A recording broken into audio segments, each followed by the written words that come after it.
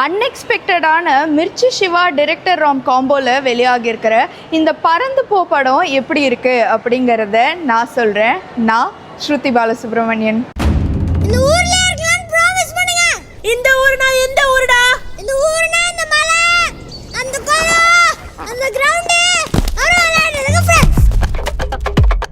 ராம் இயக்கத்தில் Siva, grace Antony, மித்துல் Ryan, அஞ்சலின்னு இன்னும் நிறைய பேர் நடிப்பில் இன்னைக்கு வெளியாகி இருக்கிற படம் தான் பறந்து போ.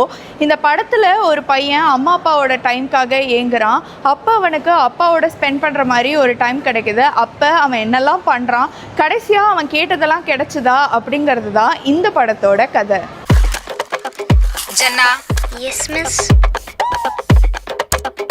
மிஸ் அன்பு send me a heart emoji. அன்பு ஏன் இப்படி பண்ற நீ? Your classes are very boring miss. இந்த படத்தில் ஆக்டர்ஸ்லாம் ரொம்ப சூப்பராக நடிச்சிருந்தாங்க. அந்த ரோலில் வாழ்ந்தாங்கன்னே சொல்லலாம். ஜோக்ஸ் எல்லாம் ரொம்ப நல்லாவே ஒர்க் அவுட் ஆயிருந்துச்சு. ஒரு 8 வயசு பையன் அவன் வயசில் இருக்கிற மற்ற பசங்கள்லாம் என்ன சேட்டை பண்ணுவாங்க அப்படிங்கிறத ரொம்ப யதார்த்தமாக இந்த படத்தில் காமிச்சிருக்காங்க. ஃபேமிலி பாண்டிங்கில் இருக்கிற நிறை குறைய கூட ரொம்ப அழகாக காமிச்சிருக்காங்கன்னே சொல்லலாம். சின்ன வயசுலேருந்து இதுதான் பிரச்சனை. நான் எது சொன்னாலும் உனக்கு புரியாது. சின்ன வயசுலேருந்து இதுதான் பிரச்சனை. எனக்கு புரியுற மாதிரி உனக்கு சொல்லவே தெரியாது. இந்த படத்தில் ட்ராபேக்னு சொல்கிற அளவுக்கு எதுவும் பெருசாக இல்லை. மேபி சாங்ஸு சொல்லலாம்.